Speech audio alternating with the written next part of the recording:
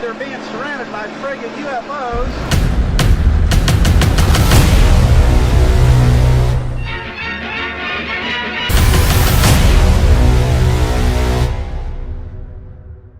Like orbs, and that's per the government.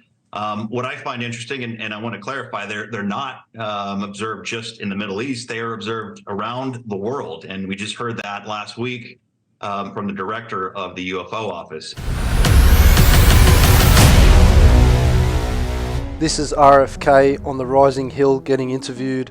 We're going to break this down a little bit and just show how politics and the mainstream media collude together and are really controlled by the Pentagon and the government, and how they play dumb to answering questions about UFOs. Question on my pet issue that I know a lot of people want to know. Will you declassify all UFO-related documents as president? Yeah, let me ask you something. Oh, please. Yeah. Did you see this article last week about the guy, about Yes. the military? Yeah, we've covered it extensively here, yeah. And do you think that that was a psyop, or do you think that that was real? I believe it was real, based upon a lot of credible people who I know who have spoken with him and have vetted him.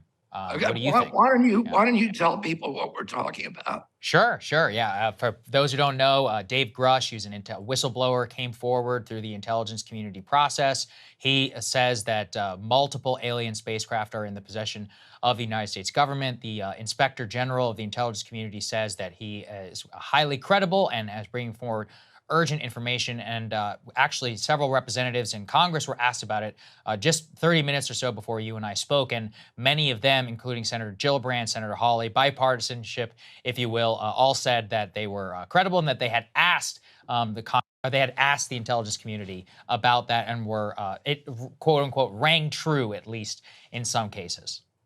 Yeah, well, I can't wait to be president of the United States and dig into that one. That's really... So you can see by his jovial attitude, making out he's kind of in the lurch about it, in the dark about it. You can see how he's laughing and ridiculing the subject a little bit, because he's obviously being very cautious about what he says about the UFO subject. Well, on another note, on top of that, as if RFK Jr. doesn't have contact with military staff that are involved with these black budget projects, people that are involved with Dr. Kirkpatrick and the UAP team. Of course he knows these people. His life to studying that phenomenon is, very, very convinced of it. But I've never seen a UFO. And but I also, the stuff that I've read, of people, particularly the Navy pilots who have recorded these encounters seem, I'm certainly not going to dismiss it. It seems like it's real. But I don't have a good grasp. You can see how he's talking, how obvious it is that he's trying to play dumb. Typical politician tactics of playing dumb. He doesn't want to talk about the subject. You can see it. But I mean, that article you were talking about was fascinating, because it was just exactly what Men in Black said is actually happening. That they gave us Velcro and all of this other. Yeah.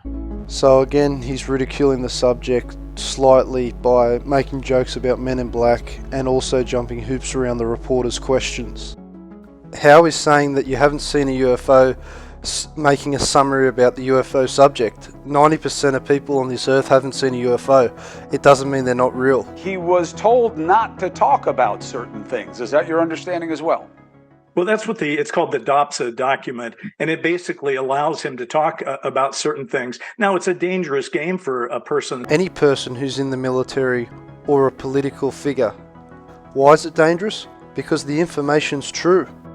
Here's world-renowned journalist Ross Coulthart on media misinformation.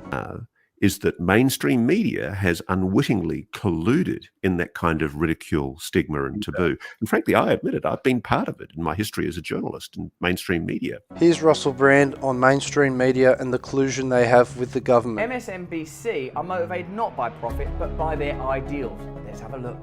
MSNBC is owned by Comcast, which is a charity that helps children in Africa. Which is a subsidiary of General Electric, the 14th largest defense contractor in the US. Oh, when are these children going to get helped? And the homeless too. The top 3 institutional shareholders for MSNBC are, wait for it, Vanguard, BlackRock, and State Street Corp. Now, unless State Street Corp is something to do with Sesame Street, that's not a good look. Here is what you will not hear on MSNBC. You will not hear experts who criticize insurance or pharmaceutical companies, and you will not hear experts who criticize Wall Street. Remembering, of course, that Wall Street owns the insurance and pharmaceutical companies. Neither MSNBC nor Rachel Maddow ever called out Wall Street for its influence of elections. In 2016, Wall Street contributed $184 million to candidates and parties. In 2022, MSNBC aired an interview with a New York Times columnist blaming inflation on workers getting COVID relief money rather than on corporations using their monopoly power to fleece consumers with higher prices that then fund giant executive pay packages and shareholder dividends. A century of mainstream media control from the government. Thank God we got social media. And this stuff can be posted and democratized. People can access it and make their own judgments. And the ability of the powers that be, and they have used influence to try and constrain, and they still are, to try and constrain what the mainstream media reports.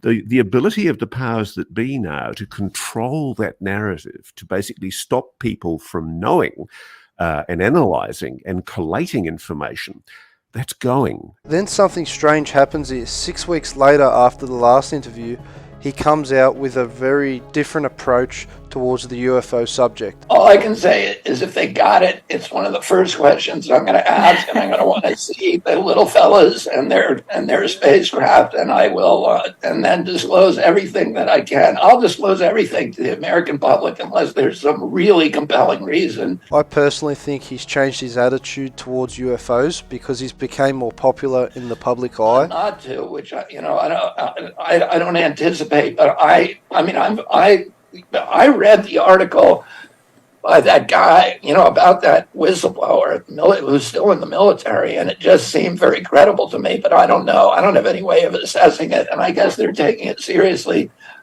on Capitol Hill, which I'm very happy about. I think everybody's curious about this. Everybody would love to know whether we have company neighbors in the universe. It's really exciting, and I think I would that's the kind of thing I think we should share with the American people and have philosophical discussions about what that means for us, and what that means for our planet, and how that and particularly whether it's a good thing for us to continue to spend so much money fighting each other when maybe we should be trying to make this planet livable and habitable, and do all the other things. I think it will be really good for us to know those things. So there is a calculation, if we weren't fighting each other in terms of intercontinental wars and stuff like that, we'd have a surplus of 40 trillion extra dollars to be able to navigate the solar system and to expand our reach in terms of moving on to other planets if our world does become unlivable. Fact. I suppose they want to keep it secret so they can, weaponize those technologies or whatever. I guess they probably think they have good reasons for doing it, but I think there's compelling reasons if they have that stuff that we should release it to people. Okay, so there were a couple things in there that I did like, but I can tell he's just changed his tune to basically gain more votes from voters for his political goals. But let me know what you think about media disinformation from the past 80 years, which there has been a huge amount through newspaper ridicule of the UFO subject and modern day media, CNN, WNBC, the Washington Post, all the newspapers. Also in Australia, misinformation is a huge thing in the media. They'd rather report on a small celebrity matter or some insignificant news. Let me know what you think about media misinformation. Like, share and subscribe. See you next time.